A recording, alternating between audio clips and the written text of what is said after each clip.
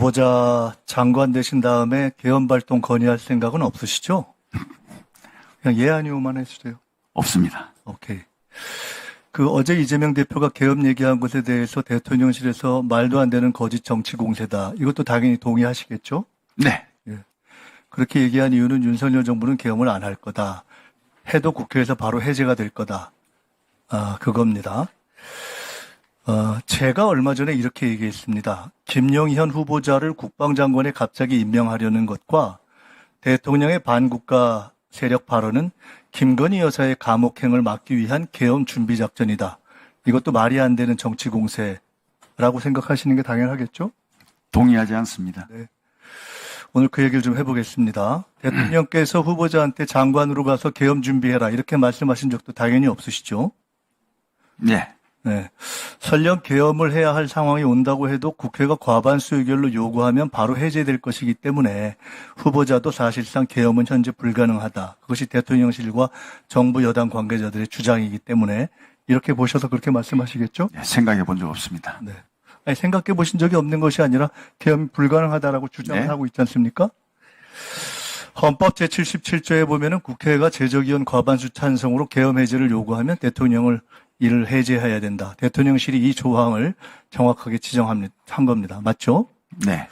국회의원에게는 불체포 특권이 있기 때문에 계엄이 발동돼도 국회의원들이 국회에 모여서 해제를 요구하면은 계엄은 해제됩니다. 이것이 100% 진실이면은 대통령실 얘기가 맞고요. 이재명 대표 얘기는 거짓 정치 공세고 괴담이 됩니다. 근데 계엄법 제13조에 보면 여기 PPT를 중간중간에 제가 이건 띄우라고 안 했군요. 개헌법 13조의 국회의원 불체포 특권을 보면은 계엄 시행 중 국회의원은 현행범인 경우를 제외하고는 체포 또는 구금되지 아니한다 이렇게 돼 있습니다. 그 얘기는 뭐냐면 국회의원들이 계엄법상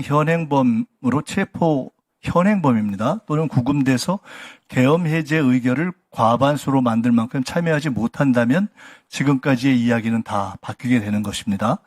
이런 상황이 실제로 생긴다면 거꾸로 이재명 대표의 이야기는 진실이 되고 대통령실의 이야기는 거짓이 될 수도 있겠죠.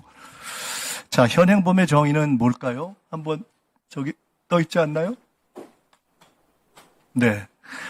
형사소송법상의 현행범 정의가 있습니다. 범죄를 실행하고 있거나 실행하고 난 직후의 사람을 현행범이라고 합니다. 그중에 1. 범인으로 불리며 추적되고 있을 때 4. 누구냐고 묻자 도망하려고 할 때. 형사소송법상 현행범의 정의입니다. 후보자께서 혹시 이거 말고 대한민국에서 현행범의 다른 정의를 알고 계신 거 없죠? 네, 처음 봤습니다. 네. 현행범은 범죄의 내용이 규정이 안 돼서 대단히 폭넓게 적용 가능한 개념입니다. 가령 누가 김건희 여사가 감옥에 안 가려고 계엄을 하자 그랬다더라. 이렇게 하면은 유언비어를 유포한 현행범이 되는 겁니다. 그 다음 PPT 한번 볼까요? 지금 저기 있는 대비계획이라는 것은 지금 소위 얘기하는 박근혜 정부의 개헌 문건이 대비계획 세부 자료입니다. 이 중에 13 자료가 떠 있을 겁니다. 2017년에 만들어진 박근혜 정부 개헌 문건 정확한 명칭은 대비계획 세부 자료 13은 여소야대가 국회가 계엄 해제를 시도할 경우에 대비한 조항입니다. 그중에 맨 마지막을 보시면 집회 시위와 반정부 정치 활동을 금지한 포고령을 선포하고 위반 시 구속 수사 등 엄중 처리 관련 경고문을 발표해서 합수단은 불법 시위에 참석하거나 반정부 정치 활동한 의원을 집중 검거 후 사법 처리해서 의결 정족수 미달을 유도한다. 이렇게 적시되어 있습니다. 후보자께서는 2017년에 이 개헌 문건 작성에 관여하신 적이 당연히 없겠죠? 네, 그렇습니다. 이 문건 작성 사실은 2017년에 아셨습니까? 몰랐습니다. 모르셨겠죠, 당연히. 2017년 당시 후보자는 계급과 직책이 합참작전본부장이었던 것 같은데 맞습니까? 맞습니다. 2017년에 이 문건이 작성된 건 팩트인데 합참작전본부장이면 꽤 고위직인 후보자도 몰랐다는 겁니다. 즉, 이 정도의 문건 작성은 극소수 외에는 군 고위 장성들조차도 몰랐던 게 당연하겠죠. 만약 후보자가 이 시점에 이걸 아셨다면 되게 황당하다고 하고 이상하게 생각하셨겠죠? 네, 그렇습니다. 그렇겠죠. 만일 이 시점에서 권력 어디선가 개헌 논의가 있어도 정부 여당과 군 관계자 대부분이 모르는 것이 2017년 후보자의 경우를 비추어 봐도 당연히 정상이겠죠? 그렇겠죠.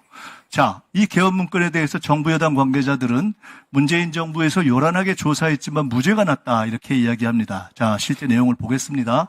PPT 한번 띄워주세요. 추미애 전 대표가 민주당에서 개헌 문건을 제기했을 때 정부 여당이 지금처럼 아주 똑같이 펄쩍 뛰면서 부인했습니다. 결국 2017년 개헌 문건 작성은 사실이었습니다. 제가 당시 추미애 대표에게 제보했던 사람 중 하나입니다. 정부 여당이나 관계자들의 주장처럼 조현천 당시 기무사령관의 내란 예비 음모 혐의는 검찰에서 무혐의가 되었습니다. 왜? 문건은 작성되었지만 문건 작성만으로 실질적 내란 위험에 이른 것은 아니다. 이런 이유입니다. 그러나 조현천의 개헌 문건 작성 직권 남용은 현재 1심 재판 중이고 문건을 작성하고 은폐한 기우전과 소강원 당시 기무사 5처장과 610 부대장은 2심에서 유죄를 받았습니다. 그건 아시나요? 모르시나요? 예, 제가 관심을 이렇게 못- 중요한 거 군에서 쿠데타 개헌 음모가 있었던 건데 이거 모르시나요? 이런 거 다 모르나요? 이렇게 중요한 논의가 됐는데 몰라요? 넘어가겠습니다. 별로 이런 부분에 자, 그 다음 관심이 PPT로 없었습니다. 넘어가겠습니다. 네. 띄워주세요.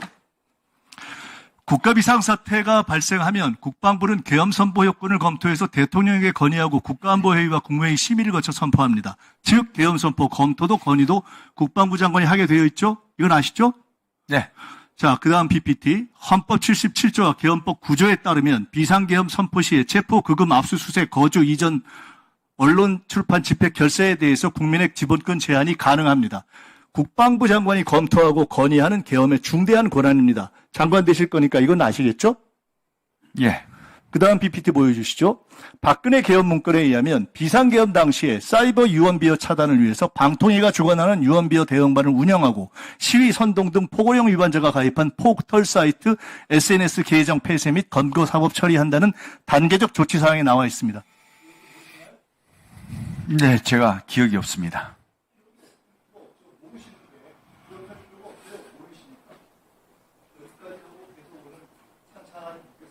네, 추가 질의를 해주시기 바랍니다. 다음으로